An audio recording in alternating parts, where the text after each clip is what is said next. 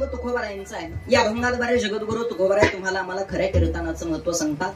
पहिला मुद्दा, एवढं तोलामोलाचं शरीर तुम्हाला मला भेटलंय, ते शरीर नेमकं कशा करता भेटलंय, शरीर भेटण्याचं कारण काय? महाराजांनी त्याची 3 कारण सांगितले. त्याचं पहिलं कारण महाराजांनी सांगितलं, जन्म घेणे लागे वासनेच्या संगे, अंतीची झाली अंगे हरी रूप. जन्माला आल्याच्या नंतर काहीतरी वासना शिल्लक राहिली की जीवाला जन्म घ्यावा लागतो. हे झालं जीवाला जन्म घ्यायचं पहिलं कारण. महाराजांनी जीवाला जन्म घ्यायचं दुसरं कारण सांगितलं, जन्मा येणे घडे पातकांचे मूळ, अंसंचे त्याचे फळ भोगावया. जन्माला आल्याच्या नंतर जे पाप शिल्लक राहतं ते संचित रुपाने फेडण्याकरता जीवाला जन्म घ्यावा लागतो. हे झालं जीवाला जन्म घ्यायचं दुसरं कारण. आणि जीवाला जन्म घ्यायचं महाराजांनी तिसरं कारण सांगितलं, केले कर्म झाले त्याची भोगा आले, उपजले मेले ऐशे किती. अर्थातच माणसाचं काहीतरी कर्म शिल्लक राहिले की जीवाला जन्म घ्यावा लागतो. ऐका, वासना, पाप आणि कर्म ह्या 3 गोष्टी मनुष्याच्या शिल्लक राहिले की मनुष्याला जन्माला यावा लागणार आहे. अहो महाराज, आमचा सुद्धा वासना, पाप आणि कर्म ह्या 3 गोष्टी शिल्लक आहेत का? हो बरोबर आहे. आपलं सुद्धा वासना, पाप आणि कर्म ह्या 3 गोष्टी शिल्लक आहेत. त्यामुळे एवढं तोलामोलाचं शरीर तुम्हाला मला भेटलंय. पण हे शरीर भेटल्याच्या नंतर भगवंताचं, जगाच्या चालक मालकाचं नामचिंतन तुमच्या आमच्या मुखामधून घडावं. कारण देवानं जे शरीर दिलंय, महाराज सांगतात कशासाठी दिलंय? देवे दिला देव, देवे दिला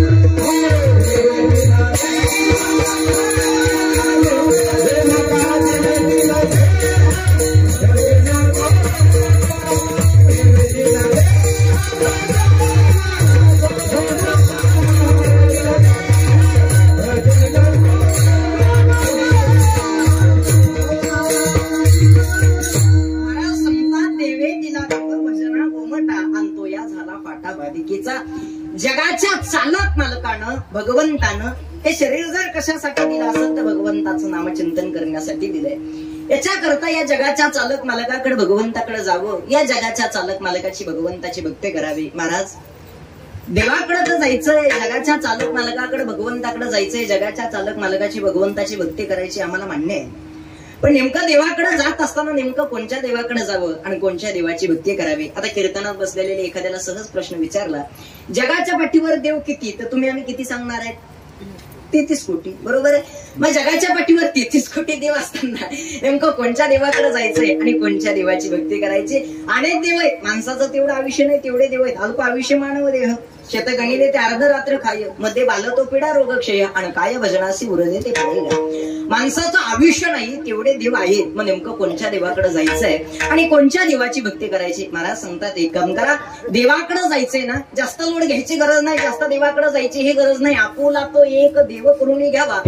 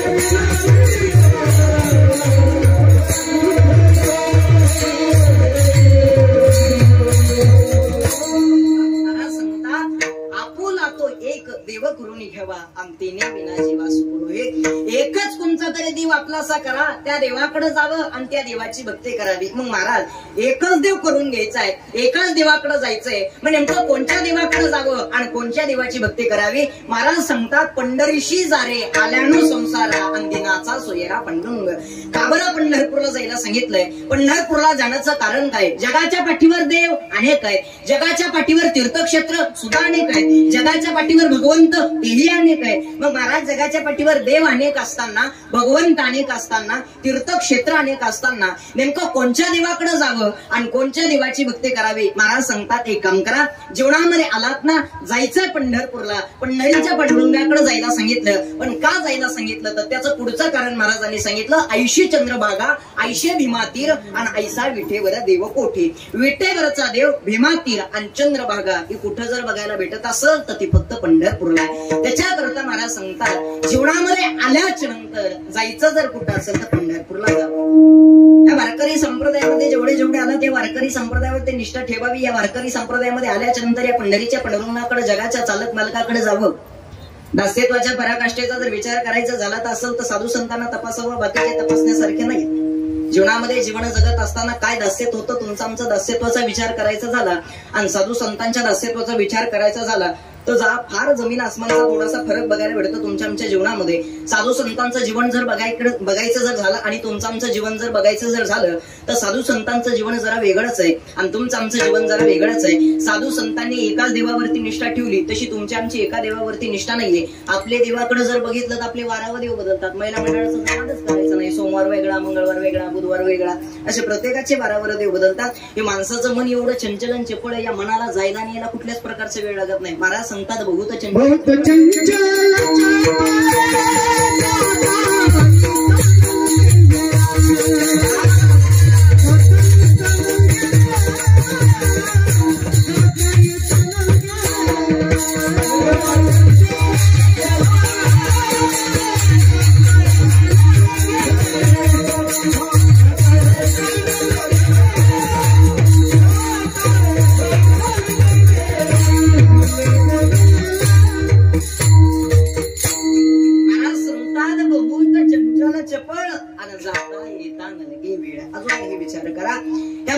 जायला न्यायला कुठल्याच प्रकारचा वेळ लागत नाही.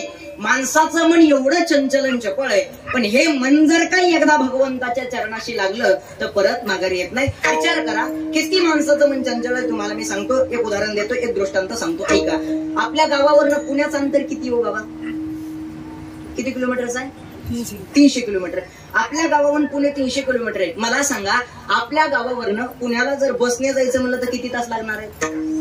8 तास. बरोबर. हा, स्वतःच्या गाडीनं जायचं म्हणल्यावर 5 तास. ऐका, बसने जायचं म्हणल्याच्या नंतर 8 तास लागतात, स्वतःच्या गाडीनं जायचं म्हणल्यावर 5 तास लागतात. मला सांगा, आपल्या गावावरून पुण्याला जर जायचं म्हणलं तर विमानानं किती तास लागतील?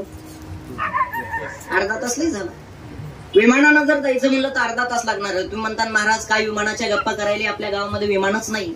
लबाड बोलणार नाही, कारण नारदाच्या गादीवर आहे. आता नारदाच्या गादीवर असल्यावर मी लबाड कशाला बोलू? कारण तुम्ही सगळेजण जाणकार मंडळी आहात. आपल्या गावामध्ये सुद्धा विमानतळ होणार आहे बरं का, लक्षात ठेवा बरं.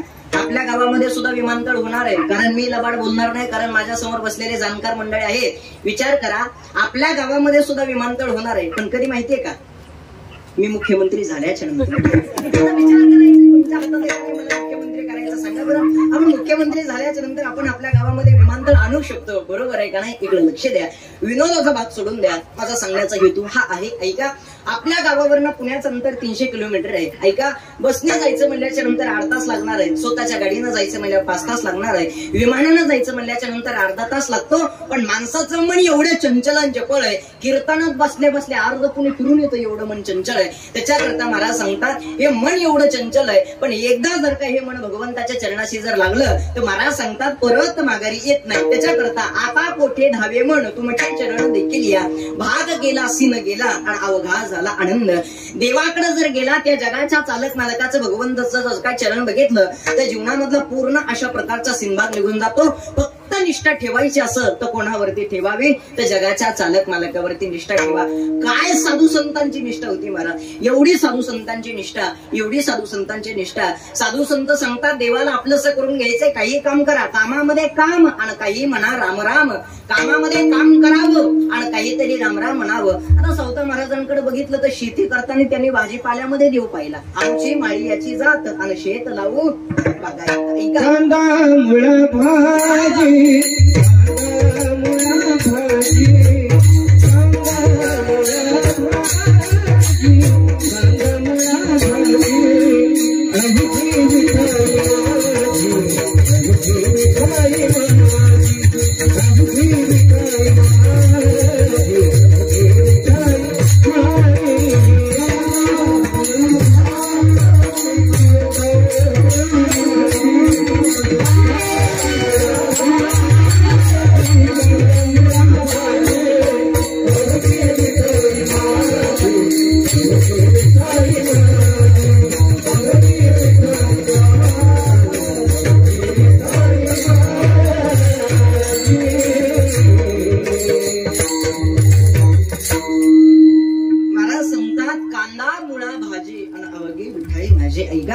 भाजीपाल्यामध्ये सावता महाराजांनी देव बघितला का.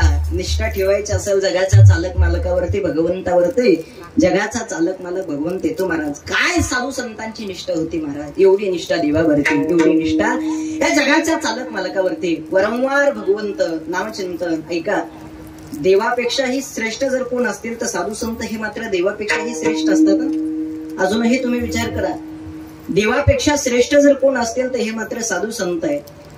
जगाचा चालक मालक होता महाराज भगवंत पंढरीचा पांडुरंग. पण वारंवार मला सांगा, पंढरीचा पांडुरंग जगाचा चालक मालक प्रत्येक संतांचे अगदी जवळ कोणाच्या होता? कोणाच्या? नामदेव महाराजांच्या. बरोबर आहे का नाही? फिरविले देऊळ जगा माझी ख्याती आणि नामदेवा हाती दूध प्याला. नोहे हा सामान्य महिमा संतांचा आणि नैवेद्य हातीचा महती जीवे. नामदेव महाराजांच्या हाताने देवांना नैवेद्य खावा. कोणी जगाच्या चालक मालकाने भगवंताने. ऐका, अगदी नामदेव महाराजांच्या जवळ होता हा जगाचा चालक मालक भगवंत. पण तरी सुद्धा जगाचा चालक मालक भगवंत गुणगान गात असताना सावता महाराजांचे गायचे. कोणापाशी माहितीये का? नामदेव महाराजांपाशी. नामदेव महाराज देवाला सांगायचे, का रे बाबा देवा, खातोस माझं आणि गातोस दुसऱ्याचं. नाही, बरोबर आहे का नाही? माझ्याकडे खाणार, माझ्या हातानं दूध पिणार, माझ्या हातानं माझा निवेद खाणार. पण का बरं देवा गुणगान तू माझ्या समोर सावता महाराजांचं का गातो? मी तुला एवढा जीव लावतो, सावता महाराज तर अजून तुझ्याकडे आलेले सुद्धा मला आठवत नाही, एवढा मी तुला जीव लावतो. पण तरी सुद्धा तू वारंवार सावता महाराजांचं नामचिंतन माझ्या समोर का करतो? सावता महाराजांना का बरं माझ्या समोर करतो? काय कारण आहे त्याचं? आता विचार करा, आपल्या जवळचा जर एखादा असेल आणि आपण त्याच्या जवळ असून जर एखादं जर आपल्या जागेवरती दुसऱ्याचं जर गुणगान गात असेल तर आपल्याला कसं होणार? बरोबर आहे, आपल्याला वाईट नाही वाटणार. तसं नामदेव महाराजांना थोडंसं वाटायचं. नामदेव महाराज सांगायचे, का रे बाबा देवा, का सावता महाराजांचे गुणगान गातो? देवानं म्हणावं, हे बघ, मला माहित आहे मला सगळे संत सारखेच आहे, पण सावता महाराज एवढे जीव लावतात तेवढे इतके मला तरी नाही वाटत दुसरं कोणी असं. मला माहिती आहे नामा, तुझ्या हातचं मी खातोय हे मला मान्य आहे. पण एक गोष्ट लक्षात ठेव, वारंवार मला माहित आहे माझ्याकडे सावता महाराज जरी आले नसतील तरी सुद्धा भाजीपाल्यामध्ये मला बघितलंय. कसं काय म्हणले देवा? परीक्षा घ्यावा लागेल. परीक्षा घ्यायची? हो परीक्षा घ्यायची. मग काय परीक्षा घ्यायची? ऐका, परीक्षा अशी घेऊ म्हणे की जगाचा चालक मालक भगवंत जर सावता महाराजांच्या घरी गेला, सावता महाराजांकडे जर बघितलं, सावता महाराजांच्या इथं जर जगाचा चालक मालक जर गेला तर नेमका सावता महाराज काय करतील, सावता महाराज किती धावपळ करतील हे बघायचंय. मग परीक्षा घ्यायची. मग परीक्षा कशी घ्यायची? ऐका, नामदेव महाराजांनी चोरा स्वरूप धारण केलं. ऐका, नामदेव महाराजांनी चोरा स्वरूप धारण केलं. सावता महाराजांच्या शेतामध्ये गेले. जगाचा चालक मालक भगवंत पुढे पडू लागला आणि नामदेव महाराज मागे पडू लागले. ऐका बरं का, जगाचा चालक मालक भगवंत पुढे पडतोय आणि नामदेव महाराज मागे पडत आहे. जगाचा चालक मालक भगवंत आरोडा करतोय.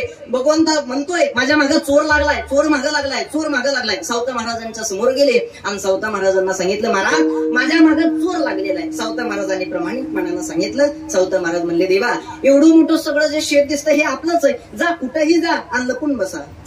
देवानं सांगितलं, महाराज चोर असा तसा लागलेला नाही माझ्या मागं फार मोठा चोर लागलेला आहे.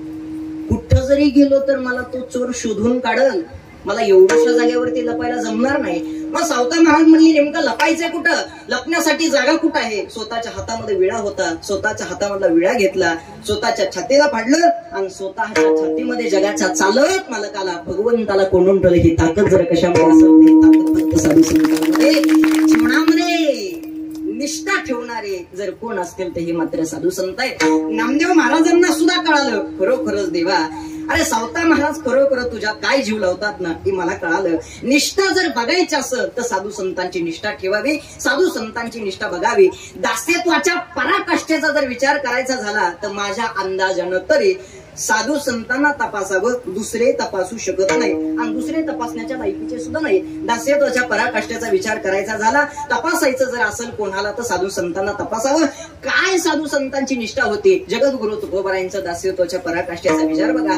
जगद्गुरु तुकोबाराय सांगतात, तुझे दास्य करू आणि का मागो खावया. रोज काकड्यामध्ये म्हणतो, तुझे दास्य करू आणि का मागो खावया. धीग झाले जिने माझे पंढरी राया, काय गा विठोबा तुझं आता म्हणावे. ऐका, जगद्गुरु तुकोबाराय सांगतात, मी तुझा दास आहे पण मला दास म्हणून घेण्याची सुद्धा लाज वाटायली. तुझा दास असताना सुद्धा मला खाण्यासाठी दुसऱ्या देवतेकडे काहीतरी मागावं लागतंय. याच्यामध्ये नेमकं एक वाक्य लक्षात ठेव, याच्यामध्ये तुझ्यावरती निष्ठा ठेवतोय, दास्यत्व तुझं करोय, पण तुझा दास्यत्व केल्याच्या नंतर, तुझ्यावरती निष्ठा ठेवल्याच्या नंतर मला दुसऱ्या देवतेला खाण्यासाठी मागावं लागतंय. असं का बरं देवा. रोज काकड्यामध्ये म्हणतो, कागा किवीर बाणा किलो दिनाचा दिन, आणि काय तुझी हीन शक्ती झालीसी दिसे.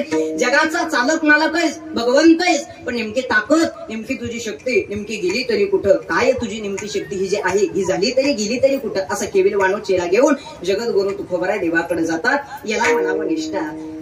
साधू संतांची या जगाच्या चालक मालकावरती भगवंतावरती निष्ठा होते. निष्ठा ठेवत असताना सुद्धा या जगाच्या चालक मालकावरती भगवंतावरती तुमची आमची निष्ठा ठेवावी. देवाला आपलंसं करून घ्यायचंय. धनानं, श्रीमंतीनं, ज्ञानानं देव जवळ कधीच येणार नाही. धनाच्या जोरावर, श्रीमंतीच्या जोरावर जवळ येतात हे संसारातले प्रपंचातले असतात. आणि धन, श्रीमंती, पैसा न बघून जवळ येतो हा जगाचा चालक मालक भगवंत असतो. कुठल्याच प्रकारची श्रीमंती बघत नाही. बाकीचे सगळे समाजाचा स्वार्थापोटी. महाराज सांगता, जन हे सुखाचे आणि दिल्या घेतल्याचे. हे सगळे सांभाळणारे स्वार्थापोटी. जोपर्यंत पैसा आहे तोपर्यंत सगळे काका मामा दादा म्हणणार आहे, पण एकदा जर का आपल्या जवळचं सर्व काही संपलं तर महाराज सांगतात,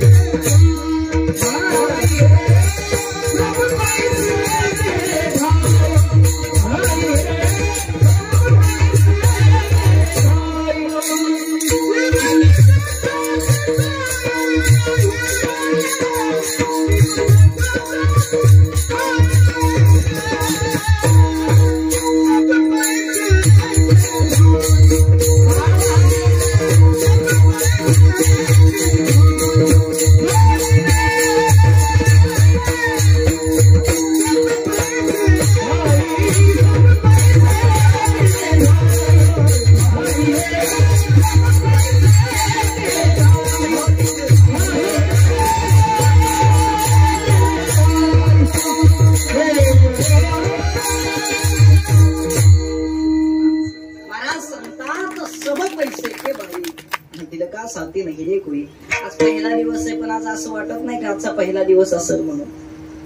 आणि त्यातले त्यात आजचा जो कार्यक्रम चालू आहे आपल्या गावात नाही, साक्षात पांडुरंगाच्या दरबारामध्ये पंढरपूरला चालला काका. एवढं गोड वातावरण, एवढं गोड. कार्यक्रम करायचा असाल मन निर्मळ ठेवून करा, निष्ठा ठेवून करा. नियोजन करायचं असेल ना तर मन निर्मळ ठेवून करावं. कुठलं जरी कार्य करायचं असेल तर त्याच्याकरता भाव ठेवावा लागतो. होतंय महाराज, कार्य पूर्ण होणार तर याच्याकरता भाव ठेवावा लागेल. काय गोड गायन नाही महाराज, काय गोड वाजलं नाही, आणि काय गोड सगळे ऐकणार आहे. ऐकणारे श्रोते मंडळी सुद्धा सगळे जाणकार आहात. ऐकणारे, गाणारे, वाजवणारे सगळे चांगले. त्याच्यामुळे कार्यक्रमाची मजा आहे, नाही तर काही उपयोग नाही. गाणारे ऐकणारे जर नसतील तर. गायन करणं काही सोपं नाही महाराज. गायनाचार्यांसाठी एक वाक्य सांगतो ऐका. संगीत है शक्ति हर घट में बसे राम. ऐका हा, संगीत है शक्ति हर घट में बसे राम, रोगी को राग सुना के देती है आराम. ही ताकद जर कशामध्ये असेल ना ती ताकद गायनामध्ये. गायन करणं काही सोपं नाही महाराज. असं बेबीच्या डिटा बसून वंडावं लागतं, त्याच्याशिवाय काही गोड लागत नाही. विषय हा चाललेला आहे. प्रत्येक जण हे स्वार्थापोटी सांभाळतात. जोपर्यंत पैसा आहे तोपर्यंत सगळे काका मामा दादा म्हणणार आहेत, पण एकदा जर का आपल्या जवळचं सर्व काही संपलं तर मग कोणी कोणाचं नाही. मग महाराज सांगतात, बहीण कोणाची, भाऊ कोणाचा, कोण कोणाचे सखे सुरे. कोणी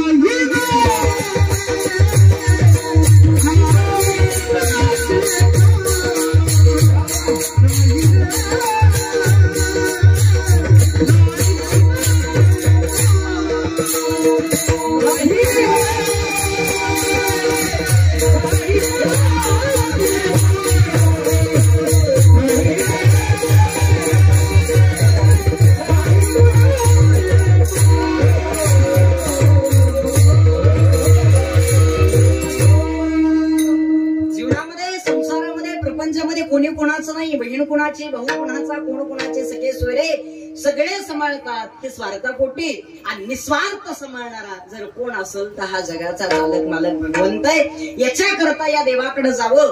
देवाला आपलंसं करून घ्यायचंय. धन लागत नाही, श्रीमंती लागत नाही, पैसा लागत नाही, काही नकोय. एक श्लोक आहे, त्या श्लोकामध्ये भगवंताने फार गोड वर्णन केलं. भगवंत सांगतात, गोकोटी दानम ग्रणे सुखासी मागे प्रियागी यदिकल्पवासी यज्ञाय तुमेरू स्वर्ण दानम गोविंद नामनाथ नभवे तत्तुल्य वेगळं. मला सांगा, गो म्हणजे काय? गाय. कोटी जरी गायी दान केल्या तर घरामध्ये सुख येणार नाही. गोकोटी दानम ग्रणे सुखासी मागे प्रियागी यदिकल्पवासी यज्ञाय तुमेरू स्वर्ण दान. किती जरी स्वर्ण दान केलं, किती जरी यज्ञ केले, मेरू पर्वता एवढं जरी दान केलं तर घरामध्ये सुख येणार नाही. घरात जर सुख आणायचं जर असेल तर नेमकं काय करावं लागेल तर महाराज सांगतात, गोविंद नामनाथ नभवे तत्तुल्य वेगम. त्या गोविंदाकडे जावं लागल, त्या जगाच्या चालक मालकाकडे जावं लागल आणि त्या भगवंताकडे जावं लागल. त्याच्याशिवाय जगाचा चालक मालक भगवंत आपलासा होणार नाही. जीवनामध्ये ज्ञान, धन, श्रीमंती, पैसा भरपूर आहे पण काही उपयोगाची नाही.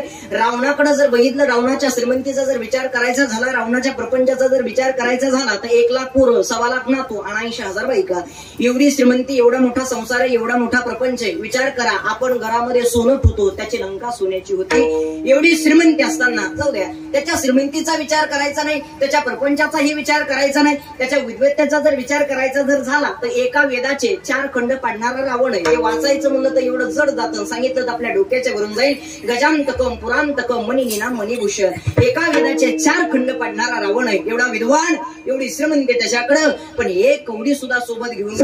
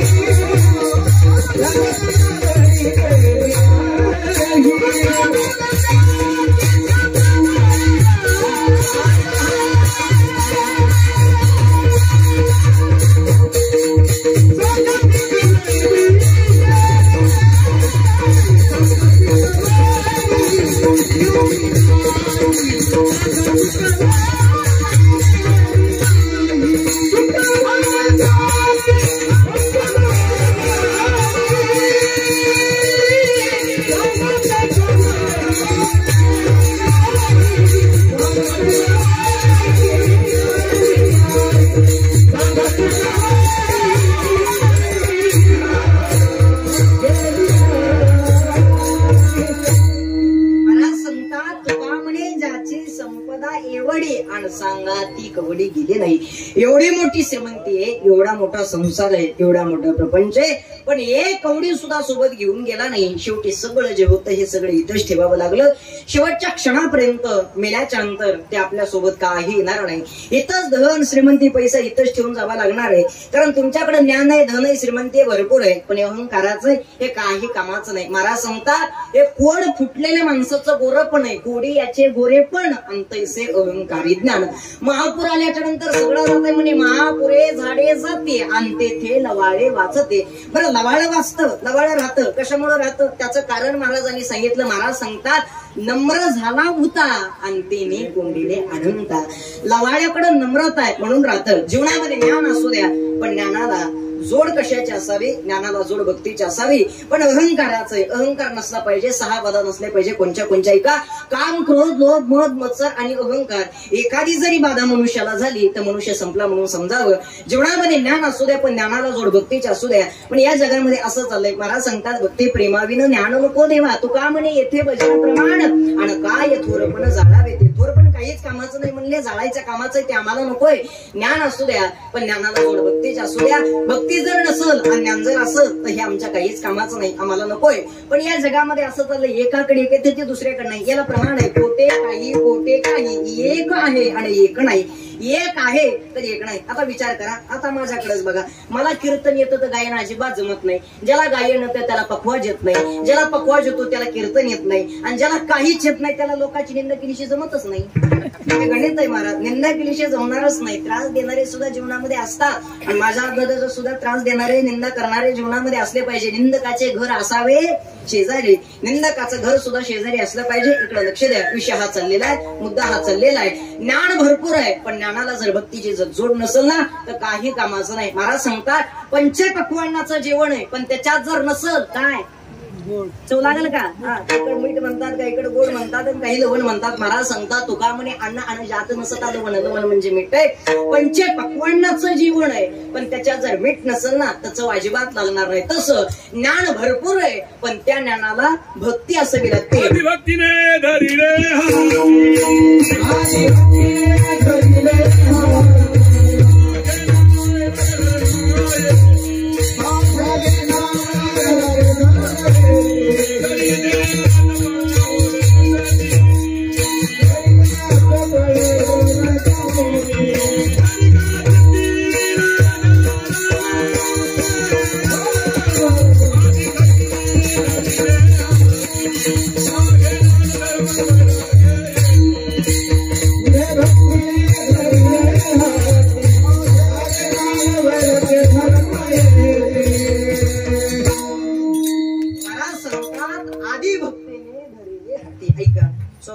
मला वाटलं तुम्ही फक्त चोकदारच आहे काय गोड आवाज आहे. एकदा टाळ्या वाजवून त्यांच्यासाठी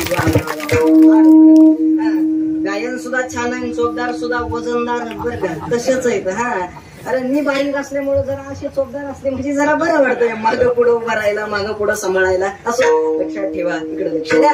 मला सांगतात जीवनामध्ये ज्ञान असू द्या पण आधी भक्ती असली पाहिजे. बाकी लक्षात ठेवा. आधी माणसाच्या जीवनामध्ये भक्ती असली पाहिजे. भक्ती असल आणि ज्ञान असल तर ठीक आहे पण नुसतं ज्ञान आहे आणि भक्ती नाही हे काही उपयोगाचे नाही. महाराज सांगतात अहंकाराचं हे काहीच कामाचं नाही. आम्हाला नकोय हे जीवनामध्ये. जीवन जगत असताना जगामध्ये ज्ञान भरपूर आहे, धन भरपूर आहे, श्रीमंती भरपूर आहे पण देवाला, जगाच्या चालक मालकाला, भगवंताला ज्ञानही लागत नाही, श्रीमंतीही लागत नाही, भक्तीही लागत नाही. याला काय लागतं तर मनामध्ये भाव लागतो, निष्ठा लागते आणि प्रेम लागतं. मनामध्ये जर भाव असेल, निष्ठा जर असेल, प्रेम जर असेल तर जगाचा चालक मालक भगवंत आपलासा झाला म्हणून समजावं. महाराज सांगतात थोर प्रेमाचा भुकेला काय म्हणले? निष्ठावंत भाव भक्ताचा स्वधर्म आणि निर्धार हे वर्म चुको नये. निष्काम निश्चळ विठ्ठले विश्वास. ऐका, विठ्ठलावर या जगाच्या चालक मालकावरती भगवंतावरती विश्वास ठेवावा आणि भाव ठेवत असताना निष्ठाचा ठेवा. निष्ठा सांगत असताना अनेक निष्ठा सांगितल्या. त्याच्यामध्ये गुरुनिष्ठा आहे, पतिनिष्ठा आहे, स्वामीनिष्ठा आहे, देवनिष्ठा आहे आणि भक्तनिष्ठा आहे. गुरुनिष्ठा बघायची असेल तर माऊली ज्ञानोबारायांची बघावी. भक्तनिष्ठा, पतिनिष्ठा कोणाची बघायची? सीतामाताची, हनुमंतरायाची बघा. एकत्रित सांगता का ज्यावेळेस सीतामाता भांगेमध्ये सुंदर लावत होत्या त्यावेळेस हनुमंतराय तिथं जातात आणि हनुमंतराय तिथे गेल्याच्या नंतर प्रश्न विचारतात, माते तुम्ही भांगेमध्ये का सुंदर लावता? महिला मंडळाला माझा एक प्रश्न असा आहे की भांग्यामध्ये का सुंदर लावावा? भांग्यामध्ये सुंदर लावण्याचं कारण काय? कशामुळं? पतीचं काय वाढतं? आयुष्य वाढतं. हा, पतीचं आयुष्य वाढतं याच्याकरता भांग्यामध्ये काय लावावा? सिंदूर लावावा. सीतामातेनं सांगितलं की भांग्यामध्ये सिंदूर याच्याकरता लावते की पतीचं आयुष्य वाढतं. हनुमंतराय जातात आणि हनुमंतराय सगळ्याच अंगाला सिंदूर लावतात. देवासमोर जातात आणि देवाला हात जोडतात. देव सांगतात अरे बाबा सगळ्याच अंगाला सिंदूर लावलास, लावण्याचं कारण काय? हनुमंतराय सांगतात ज्यावेळेस मातेला मी प्रश्न विचारला भांग्यामध्ये का सिंदूर लावतात तर मातेनं मला सांगितलं पतीचं आयुष्य वाढतं याच्याकरता भांग्यामध्ये सिंदूर लावावा. देवा माझं जे आयुष्य आहे, माझं आयुष्य सगळं तुमच्यासाठी, मी तर सगळ्या अंगाला सिंदूर लावलाय, आता तुमचं आयुष्य किती वाढेल सांगा. याला म्हणायचं भक्तनिष्ठा. ही भक्तनिष्ठा जर कोणाची होती तर हनुमंतरायाची होते. अजून एक भक्तनिष्ठा सांगतो, रामायणातलाच प्रसंग आहे का. गंधमादन नावाचा वानर होता. वानर पण काय निष्ठा होती व जगाच्या चालक मालकावरती, भगवंतावरती. ज्यावेळेस युद्ध चाललं त्या युद्धामध्ये कुंभकर्णाने त्या वानराला हातामध्ये धरलं आणि वानराला हातामध्ये धरल्याच्या नंतर कुंभकर्ण त्या वानराला बोलू लागला, सांगू लागला आई वाचणंही माझ्या हातात आहे, जीवनदान देणंही माझ्या हातात आहे आणि मारणंही माझ्या हातात आहे. सांगून टाक आजपासून रावणाचा जर म्हणलास तर तुला मी वाचवल. गंधमादन नावाचा वानर होता. वानरानं दिलेलं उत्तर आहे. वानर म्हणला ऐकरे कुंभकर्णा, अरे रावणाचं होऊन जगण्यापेक्षा, ऐका बरं, अरे रावणाचं होऊन जगण्यापेक्षा रामाचं होऊन मेलेलं बरं. याला म्हणायचं भक्तनिष्ठा. ही भक्तनिष्ठा जर कोणाची असेल तर गंधमादन नावाच्या वानराची भक्तनिष्ठा होते. भगवंत आपलासा होणार आहे याच्याकरता मनामध्ये भाव ठेवावा, मनामध्ये निष्ठा ठेवावी. आपल्या गावामध्ये भागवत कथा चालू आहे. भागवतामध्ये एक सुंदर अशा प्रकारचा प्रसंग आलेला आहे. गजेंद्र नावाचा हाती पाण्यामध्ये पोहायला गेला आणि गजेंद्र नावाचा हाती पाण्यामध्ये पोहायला गेल्याच्या नंतर नखर म्हणजे कोण? मगर, बरोबर. त्या मगरेनं त्या गजेंद्र नावाच्या हत्तीचा पाय धरला. मगर काय पाय सोडत नव्हता. गजेंद्राचं कुटुंब विनवणी करत होतं. मगर काय पाय सोडत नाही. काय करावं. शेवटी सगळं कुटुंब निघून गेलं. बायको राहिली. बायको तर बायको असते. बायको 4-5 दिवस राहिली. बायको सुद्धा म्हणजे मला सुद्धा जावं लागल. शेवटी बायको ही निघून गेली. गजेंद्र नावाचा हट्टी एकटाच राहिला. समोरचे कमळाचं फुल होतं. कमळाचं फुल सोनेनं तोडलं, देवाला अर्पण केलं. सांगितलं देवाला, देवा कोठे गुंतला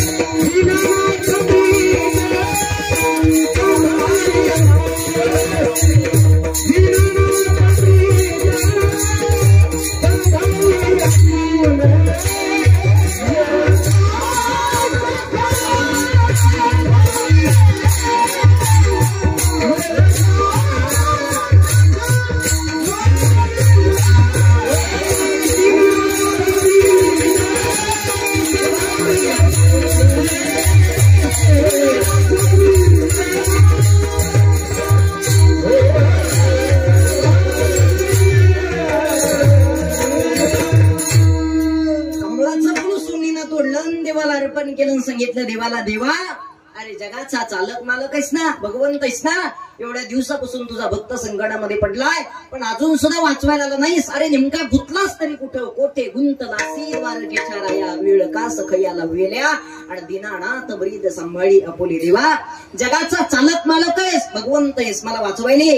अरे नुसतं म्हणण्यासाठी का धर्म रक्षावया अवतार घेसी आपुल्या पाळीसे भक्तजना. अरे नुसतं म्हणण्यासाठी का धर्माचे पालन करणे, पाखंड खंडन हेची आम्हा करणे काम. अरे नुसतं म्हणण्यासाठी का घेऊनी चक्र गदा हाचे धंदा करीतो भक्ता राखे पायापाशी आणि दुर्जनाशी संवारे. अरे जगाचा चालक मालक आहेस ना, मला वाचवायले. गजेंद्र नावाच्या हत्तीला वाचवण्यासाठी जगाच्या चालक मालकानं भगवंतानं अवतार घेतला. ही ताकद जर कशामध्ये असेल तर ही ताकद फक्त भक्तामध्ये, फक्त भक्त तसा असला पाहिजे आणि भक्ताचा भाव निश्चयच असला पाहिजे. जीवनामध्ये जीवन जगत असताना हा भगवंत तुमच्या जवळ आमच्या जवळ येणार आहे. मग महाराज धन लागत नाही, श्रीमंती लागत नाही, पैसा लागत नाही, पंढरीच्या पांडुरंगाकडे जायचं, एकच देव आपल्याचा करून घ्यायचं हे मला मान्य आहे. पण देवाकडे जायचंय, भगवंताचं नामचिंतन करायचंय. याला वेळेचं, काळाचं, वयाचं बंधन आहे का? अजिबात नाही. याला वेळेचं बंधन नाही, वयाचंही बंधन नाही आणि काळाचंही बंधन नाही. महाराज सांगतात यारे यारे लहान स्वर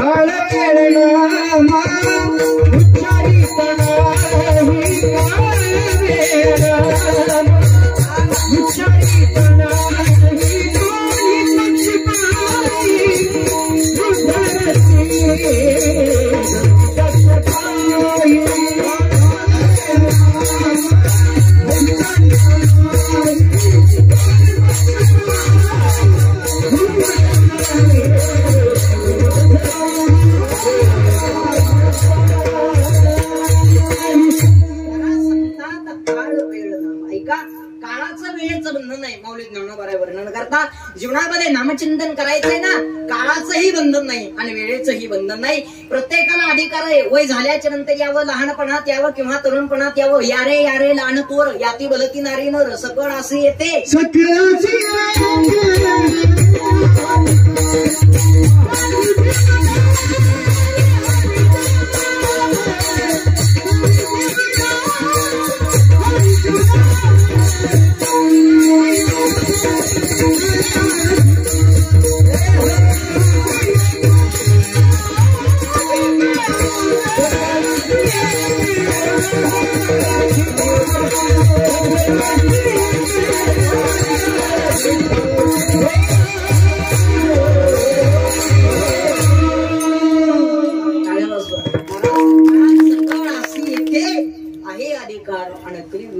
हरिक्षणा में प्रत्येकाला अधिकार आहे. भगवंताचं नामचिंतन करण्यासाठी महाराज सांगतात कामामध्ये काम आणि काही म्हणा राम राम. कामामध्ये काम करावं आणि काहीतरी राम राम म्हणावं. महाराज देवाकडे जायचंय, जगाच्या चालत मालकाकडे भगवंताकडे जायचंय, देवाला आपलंसं करून घ्यायचंय. पण देवाचं नाव चिंतन करत असताना नेमकं कसं करावं आणि काय करावं ते आम्हाला सांगा. जगद्गुरु तुकोबरांनी एक अगदी सोपं साधन सांगितलंय. काय साधन आहे तर अभंगाच्या प्रथम